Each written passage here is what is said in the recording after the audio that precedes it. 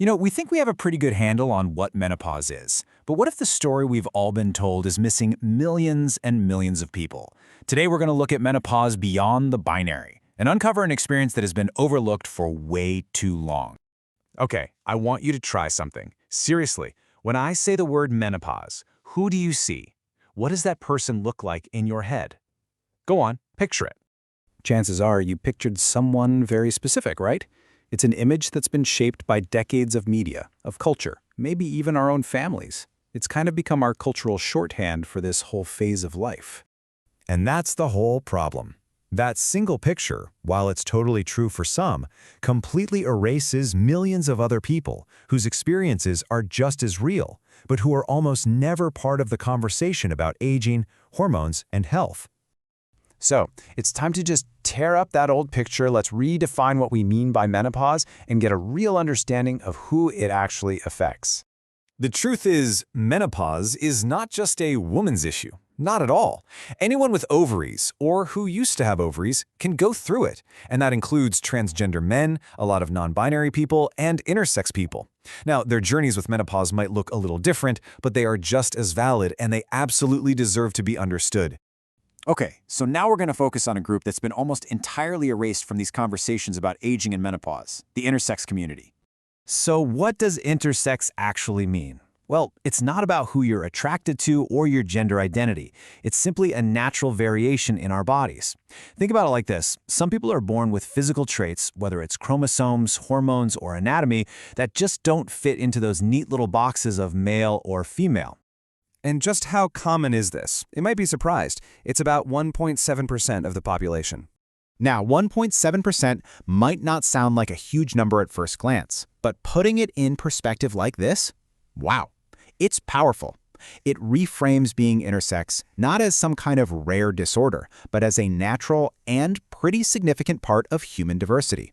But to really get the unique health challenges that intersex people face as they get older, especially around menopause, we have to look at the painful medical history they've been forced to live with.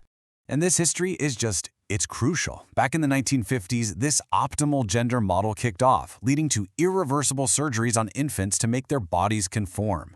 Then, by 2006, the language shifted to disorders of sex development, which basically medicalized these natural variations. And today, these non-consensual surgeries are still happening, justified with psychosocial reasons, which is essentially fixing a problem that society created in the first place. This brings us to a really powerful idea called epistemic injustice. It sounds academic, but as this quote explains, it's what happens when a lifetime of secrecy and shame denies you the actual words to understand your own life. You can't make sense of your own body, your own changes, because the world has literally stolen the language from you. And this isn't just some abstract theory. The consequences are physical, and they're devastating. We're talking about a profound mistrust of doctors, the need for lifelong hormone therapy, which directly and very complexly impacts menopause, higher risk for things like osteoporosis, and deep psychological trauma.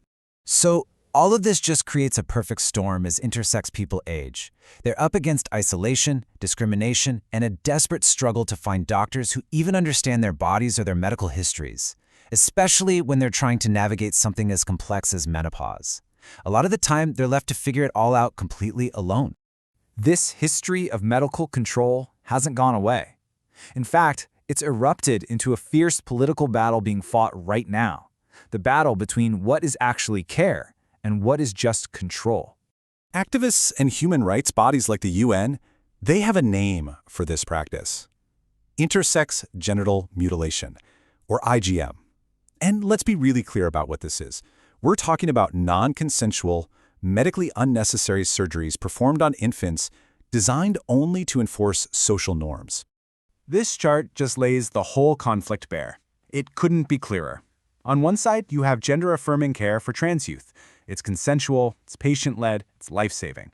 And on the other, you have IGM, non-consensual, doctor-led, and deeply harmful. One is about care, the other is about control.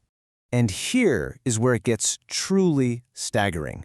The very same state laws that are banning life-saving, gender-affirming care for consenting trans teenagers have specific loopholes written into them, loopholes that explicitly permit doctors to continue performing non-consensual, irreversible surgeries on intersex babies. This quote from the source material just cuts right through all the noise. All that political talk about protecting children rings pretty hollow when you see which procedures are banned and which ones are being explicitly protected by law. Okay, so after all of this, the history, the politics, the pain, what's the one fundamental right that connects every single piece of this? Let's bring it all together. So why does this all matter so much? Because understanding that menopause is experienced beyond the binary isn't just about, using the right words. It's really a doorway to a much bigger truth: the fight for every single person to get respectful, informed, and consensual healthcare through their entire life. Ultimately, it all comes down to this: bodily autonomy. The simple, absolute right to make our own decisions for our own bodies. That should be the unshakable foundation of all medicine for everyone, at every single stage of life, from birth to menopause and everything beyond. And that's the question I really want to leave you with. When we strip away all the politics and all the prejudice, what are we left with? If healthcare doesn't begin with consent, is it really care at all? Thanks for joining us.